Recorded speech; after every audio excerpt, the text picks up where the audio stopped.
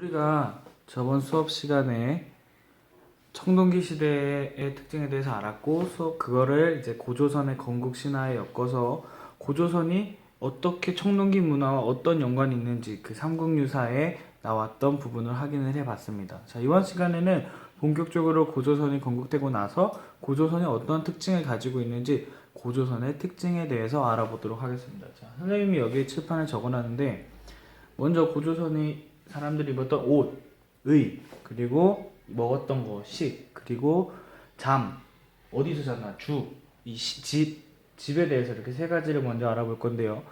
의는요, 삼배나 동물의 털이나 비단을 썼대요. 이건 뭐야? 그냥 뭐 구석기 시대부터 이제 시를 짜기 시작했는데 이제는 뭐가 나왔다? 비단까지 나왔다. 정말 세상이 발전하고 있다라는 것을 알 수 있고요. 그 다음에 식은 시루, 국자.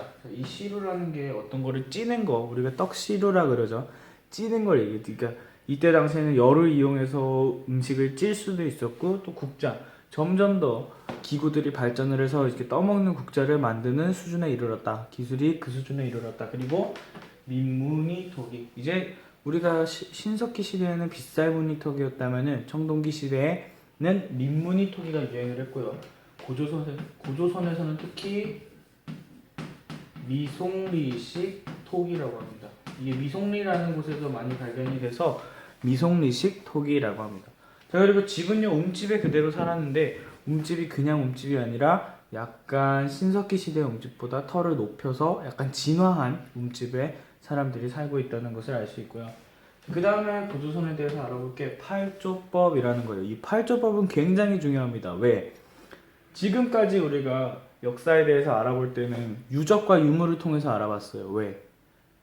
그러니까 글로 쓰여진 역사가 없고 유적과 유물을 통해서 어떻게 살았는지 유추를 해야 됐는데 이 팔조법은 글로 쓰여져 있습니다. 글로. 어디에? 중국의 역사서에 써져 있는데요. 글로 써져 있어. 글로서의 역사를 우리가 여기서 처음 배우는 거예요. 그렇기 때문에 의미가 있고요. 팔조법에는 세 가지가 있는데요. 여기 이제 화면이 나올 거예요. 첫 번째로는 사람을 죽인 자는 사형에 처한다. 자, 이건 무슨 말일까? 사람의 목숨이 그만큼 중요했다라는 거고요. 두 번째는 남에게 상처를 입힌 자는 곡식으로 갚는데요. 무슨 말일까? 곡식으로 갚으려면 뭐가 있어야 돼? 곡식을 가지고 있었다는 거죠. 이거는 곧 개인이 재산을 가지고 있는 사회였다라는 것을 알 수가 있고요. 세 번째로는 도둑질한 사람은 도둑 맞은 집에 노비가 되거나 혹은 돈으로 갚아야 한다. 여기서도 돈이라는 게 있었다라는 것을 알 수가 있고요. 그 다음에 노비를 삼는다는 게 해서 뭘 알 수가 있어? 계급이 있었다. 노비가 있고 노비가 아닌 사람이 있다. 지배자가 있고 지배자가 아닌 사람이 있었다. 즉 계급이 있는 사회다라는 것을 알 수가 있습니다. 그리고 이제 고조선 시대의 유물 중에 하나인 이 농경문을 보게 되면요, 고조선 시대 사람들이 어떻게 살았는지 알 수가 있습니다. 이 농경문에 보면 첫 번째로 토기에 수확물을 담는 사람이 있고요. 그 다음에 또 따비로 땅을 가는 사람도 있고 괭이질을 하는 사람의 모습도 보여요. 이렇게 청동기 시대에도 농사가 여전히 중요한 일이었다. 농사는 지금도 중요합니다. 우리가 쌀을 먹고 살기 때문에 지금도 굉장히 중요하고요. 청동기 시대에도 그만큼 중요했다라는 것을 알 수가 있습니다.